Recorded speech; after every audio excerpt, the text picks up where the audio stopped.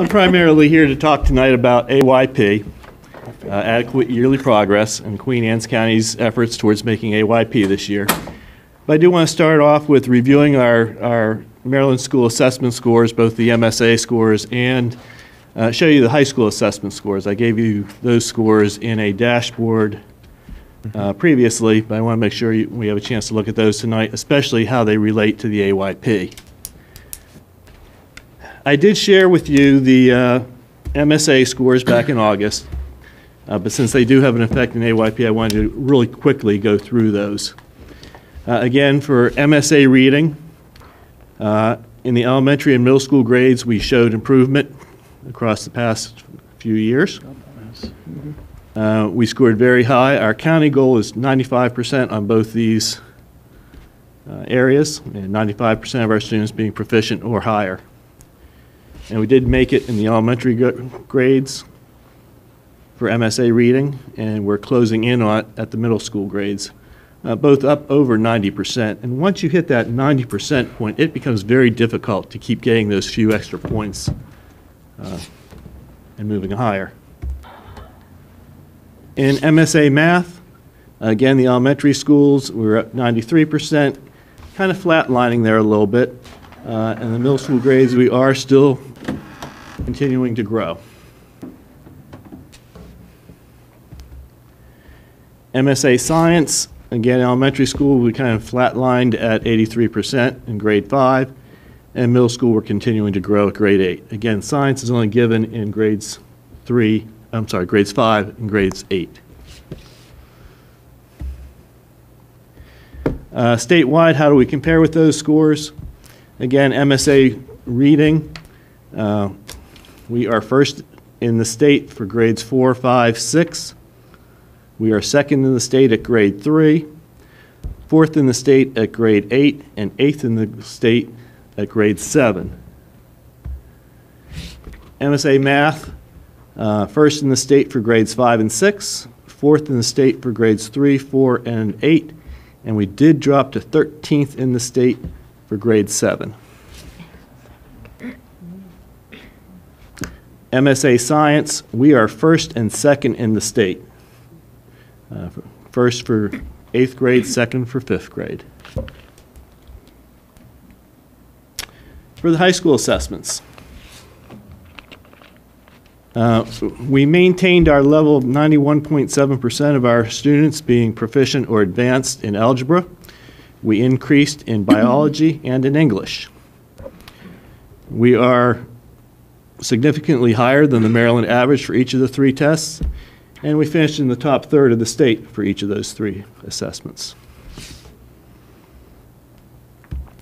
When we look at our students receiving special services, again, we increased in all 3 tests for both special ed students and our economically disadvantaged students.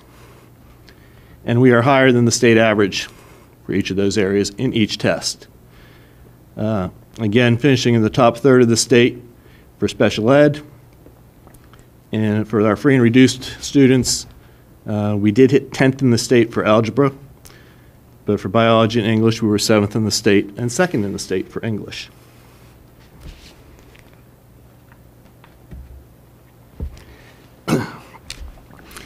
Adequate yearly progress, or AYP, is the way that the federal government measures student growth, or how our schools are doing with students.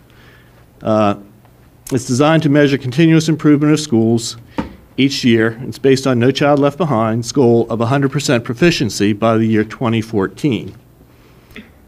Maryland has developed a set of annual measurable objectives, or AMOs, that must be met at the all-student level for all the student groups, as well as for each subgroup that's identified by the United States Department of Education. So not only do we have to meet those objectives for an entire student population, but each subgroup must meet those same objectives. As we near 2014, these objectives approach the 100% mark, and they become more difficult for us to reach, especially in some of our subgroups. These are the AMOs that we need to reach for English, and algebra by the year 2014. As you see, in 2014, we should be 100% for all students as well as each subgroup. The whole country, right? The whole country. Whole country's supposed to Dave, be. let me, I know you would, didn't Obama just change the rules on this?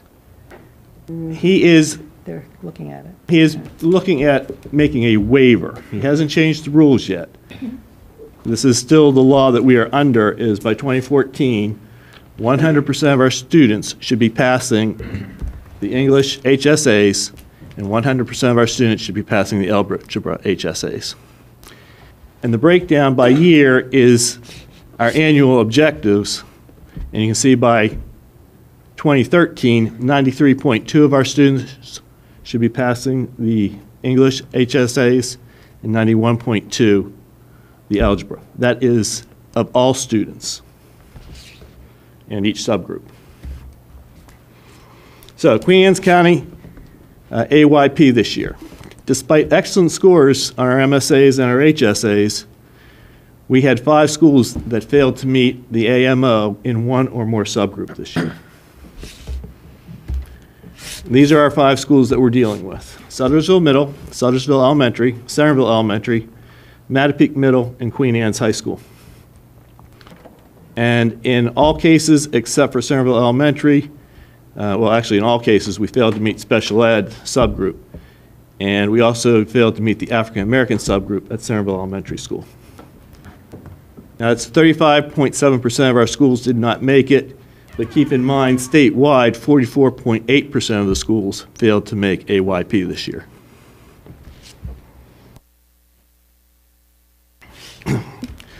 So where are we and what's next? For 4 of the schools, Suttersville Middle, Suttersville Elementary, Centerville Elementary, and Mattapique Middle, they are on alert status. They will be closely monitored by our Director of Curriculum, who will be heading a county-level team working with those schools. Each school will be required to develop a plan to address the areas in which it failed to make AMO. Queen Anne's County High School did not make their AMO in both 2009-10 school year as well as in last school year. They've been designated by MSD as a focused needs developing school, which is the first level of school improvement. They will be developing and implementing a comprehensive school improvement plan that will include a detailed 2-year plan for addressing the academic issues that have prevented the school from reaching the math and reading AMOs for the special education subgroup. Our challenge, and it's going to be a continuing challenge, is that as our AMO for each of our areas approaches 100%, as required by No Child Left Behind, the school system will be challenged to continually improve and to strive to reach those lofty goals for each subgroup area as well as for the entire student body. I would like to ask, and Bob, I didn't ask you to do this, Mrs. Leverton, but I think if she just summarized, just so you have a sense of what happens now. She has been going out to meet with each of the alert schools and with the school that's going into improvement. You want to just briefly tell what you're doing?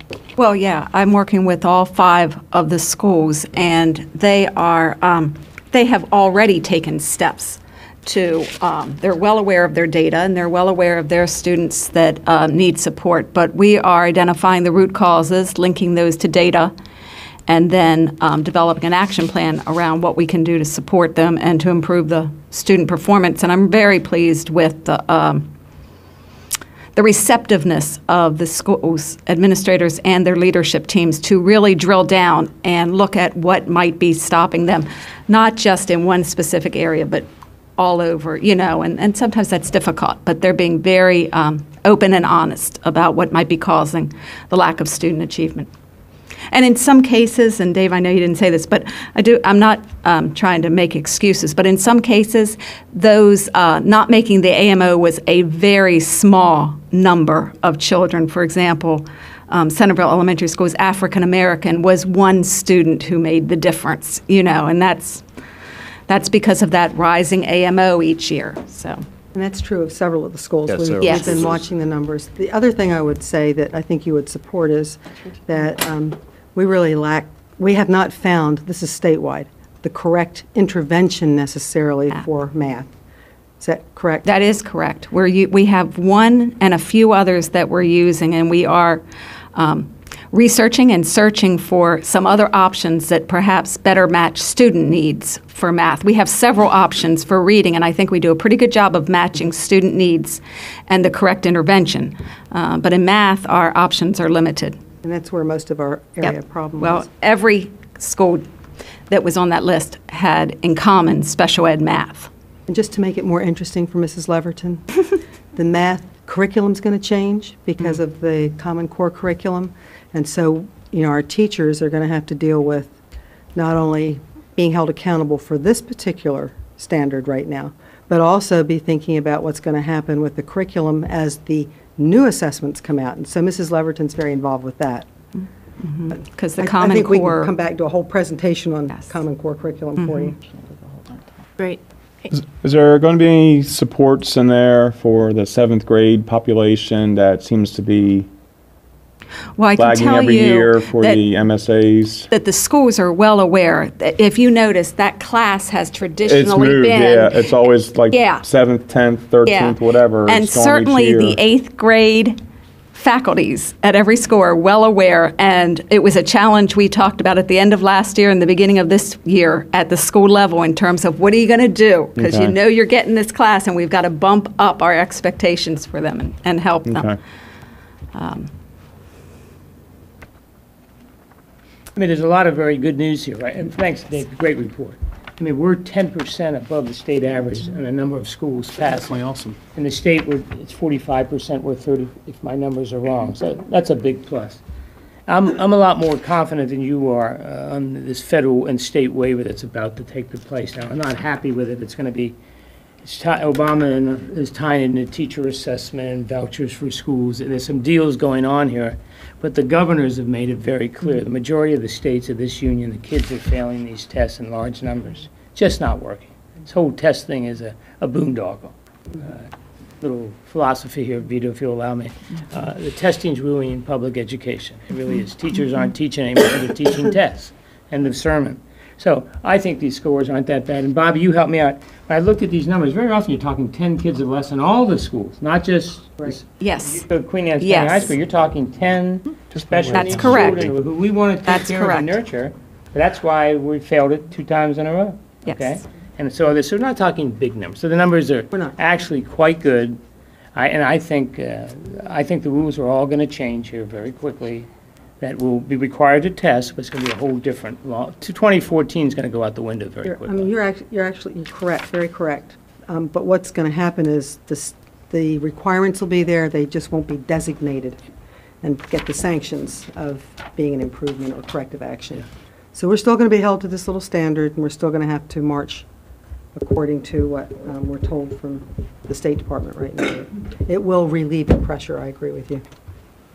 And our press releases and accentuate the positive, and that's what we need to do. We're Mrs. 10% above the state level on what's passing. Absolutely. And Mrs. Leverton is going to be working with Mr. Straight. She has a team. They're going to be putting together a little video about AYP and what we're doing. And We're just going to expand on the PowerPoint that Dave put together to make it more parent and public friendly. Great. Yeah. Well, thank you guys very much. Thank you very much. Dave. You should also thank Mrs. Brown. Thank you for being here.